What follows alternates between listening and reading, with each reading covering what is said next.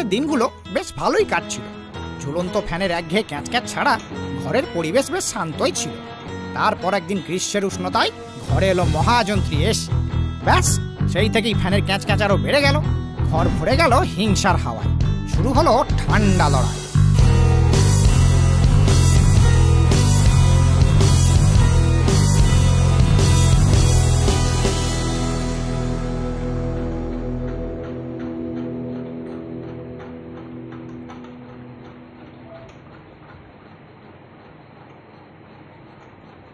কিরে এসি, তোর মোড়টা একটু গরম মনে হচ্ছে।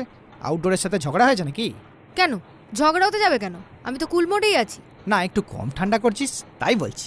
16 ডিগ্রি রুম টেম্পারেচারটা তোমার কম ঠান্ডা মনে হচ্ছে? আরে 16 ডিগ্রি তো দেখাচ্ছিস, কিন্তু আসলে তো 20 ডিগ্রি তাপমাত্রা আনতেই তোর কম্প্রেসারে বেশি প্রেশার পড়ে যাচ্ছে মনে হচ্ছে, তাই না? হ্যাঁ, কি করব বলো, তোমার মতো শুধু পরিব্রাজকের মতো ঘুরে ঘুরে তো আর গরম হাওয়া দিতে পারি না।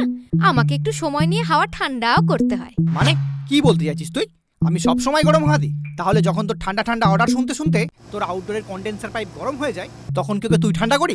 প্রথমত, আমার আউটডোরকে আমি অর্ডার করব না মার্ডার করব, সেটা সম্পূর্ণ আমাদের পিসিবির ব্যাপার। তাই আমাদের সম্পর্কের কপার পাইপে তোমার কোনো গ্যাস লিক না খুঁজলেও চলবে।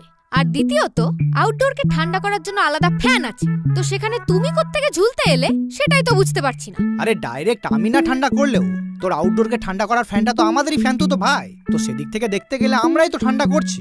যা বাবা, কথা হচ্ছে আমিতে তুমিতে, আর টেনে আনছে পুরো ফ্যানের গুষ্টিকে। ঝুলতে ঝুলতে মাথায় ঝুল পড়ে গেছে নাকি? এসি, মুখের ফোর ওয়ে সুইংটা বন্ধ কর। ভুলে যাস না আমি তোর কম্প্রেসার নই যে সব কথা গ্যাসের মতো কম্প্রেস করব। তো আমিও তোমার ক্যাপাসিটার নই যে তোমার অহেতুক বনবন সহ্য করব।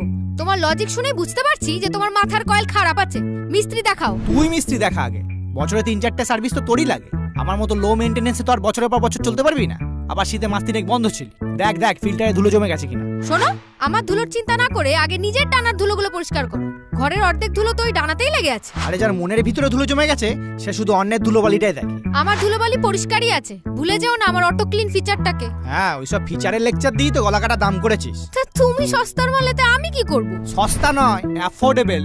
ফিচার দিয়ে বিচার করলে ওটাই আমার সব থেকে বড় ফিচার, যার জন্য পুনে থেকে অট্টালিকা, আফ্রিকা টু আন্টার্কটিকা সবার ঘরে সমস্ত ওয়েদারই আমি কমন। তা তোমার মতো আমি তো আর যেখানে সেখানে যাতা ঘরে ঝুলে যেতে পারবো না।